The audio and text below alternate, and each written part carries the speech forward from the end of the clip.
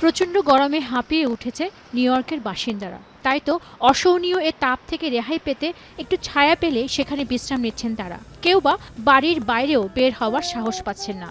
তবে জরুরি প্রয়োজনে যাদের বাইরে যেতে হচ্ছে, বিশেষ করে নিউ ইয়র্ক শহরের শ্রমজীবী মানুষ পড়েছেন সবচেয়ে বেশি বিপাকে। তীব্র দাবদাহের মধ্যেও নির্মাণ শ্রমিক, ডেলিভারি কর্মী, ফুটপাতে বিক্রেতা, ট্রাক চালক ও বিভিন্ন কারখানার শ্রমিকদের দীর্ঘ সময় বাইরে কাজ করতে হয়। শহরটিতে এরকম কর্মীর সংখ্যা 14 লাখেরও বেশি। এই গরমে তাদের কি হবে, এমন প্রশ্নের সমাধানে এগিয়ে এলেন নিউ ইয়র্ক সিটির মেয়র জোহরান মামদানি। সেই লক্ষ্যে প্রচণ্ড তাপ থেকে সুরক্ষায় বাইরে কর্মরত শ্রমিকদের জন্য একটি নির্বাহী আদেশে স্বাক্ষর করেছেন মেয়র মামদানি। এমনকি তাপমাত্রা বৃদ্ধির সাথে সাথে নতুন সুরক্ষা ব্যবস্থা গড়ে তোলার জন্য নগর সংস্থাগুলোকে নির্দেশ দিয়েছেন তিনি। For too long, working New Yorkers have been overlooked when it comes to heat protections.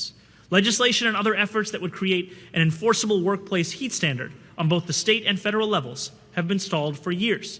That is why today I am signing our city's first ever executive order to protect workers from extreme temperatures. নির্বাহী আদেশে শহরের স্বাস্থ্য বিভাগ, জরুরি ব্যবস্থাপনা সংস্থা এবং নগরব্যাপী প্রশাসনিক পরিষেবা বিভাগকে শ্রমজীবীদের জন্য নানা ভাষায় তাপ সুরক্ষা নির্দেশিকা তৈরির কথা বলা হয়েছে। এছাড়া গরমে অসুস্থ কর্মীদের জন্য স্বাস্থ্যসেবায় যথাযথ পদক্ষেপ নিতে বলা হয়েছে শহরের প্রতিটি বিভাগকে। পাশাপাশি অভ্যন্তরীণ কর্মীদের জন্য নির্দেশিকা 2027 সালের মার্চের মধ্যে জমা দিতে হবে। মামদানি জানান, নিউ ইয়র্ক সিটিতে প্রতি বছর তাপপ্রবাহে মারা যায় 500 জনেরও বেশি মানুষ।